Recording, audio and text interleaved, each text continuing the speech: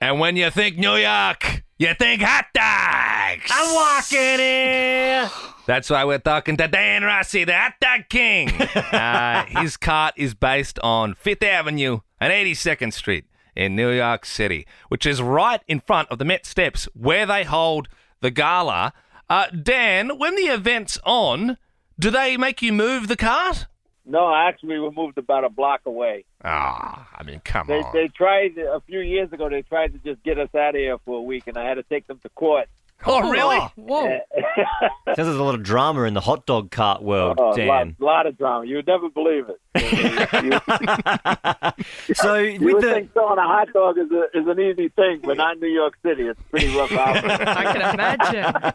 So does the Met Gala, obviously, the whole world talks about it when all these celebrities rock up in their crazy outfits. Does the Met Gala kind of annoy you because you have to move, or does it not bother you? No, not really. I actually like the fact that we get so much attention, the Met, because what it does is brings more people when the gala's over. So we end up, everybody does a little better. A lot of people dressed as cats last night. Jared Leto didn't come past for a hot dog after the Met Gala, did he? No, we're actually the day of the gala, no one's here. We have to stay away. Yeah, right. Who's the most famous person you've ever served a hot dog to?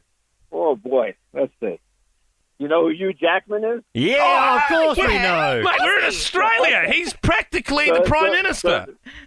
So he comes up with his son, and I'm serving hot dogs, and he's looking at me. This is when he's up and coming. Yeah.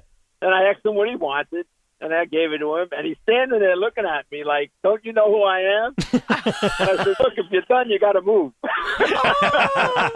Obviously, he and wasn't. I knew who he was. I just got such a kick out of the guy. But the most famous person that ever came was Aretha Franklin. Oh, you're kidding. Oh. The woman was absolutely great. She was arguing with me that she made better onions than I made. Arguing about onions. I mean, that woman was a gem. She was beautiful. On Nova 100, we're currently speaking to Dan Rossi, the hot dog king, who's got a stand right in front of the Met Steps where the gala was held yesterday. Now, the thing that actually stole the show at the Met yesterday was the cockroach. Dan, are there always cockroaches everywhere there, or was that a phenomenon? Oh, rats. Not cockroaches, rats. It's the rats. Yeah. It's got to be the rat city of the world. I mean, my God, I've seen everything walk by me: raccoons, rats, coyotes. Hey, Dan, if someone's ever in New York City and they walk past the Hot Dog King, what do you recommend they get off your menu? What's your signature item? Oh, I would say naturally the hot dog, and you just make it New York style. Yeah. You're not coming for the chips. The thing we do is different than most guys is we grill it.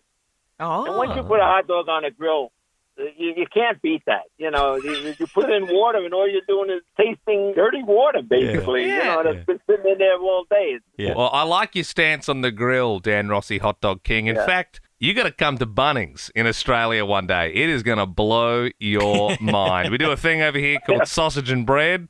I think you could take some of the workings that we've sort of established in our great nation, take them back to the hot dog stand, and then you'll be getting more Hugh Jackman types, the Aussies hanging around the I cup. wouldn't mind that. To tell you the truth, I'd love to be able to go there one day. Well, Dan, we appreciate all your hard work. We appreciate you coming on the show this morning to chat about the Met Gala.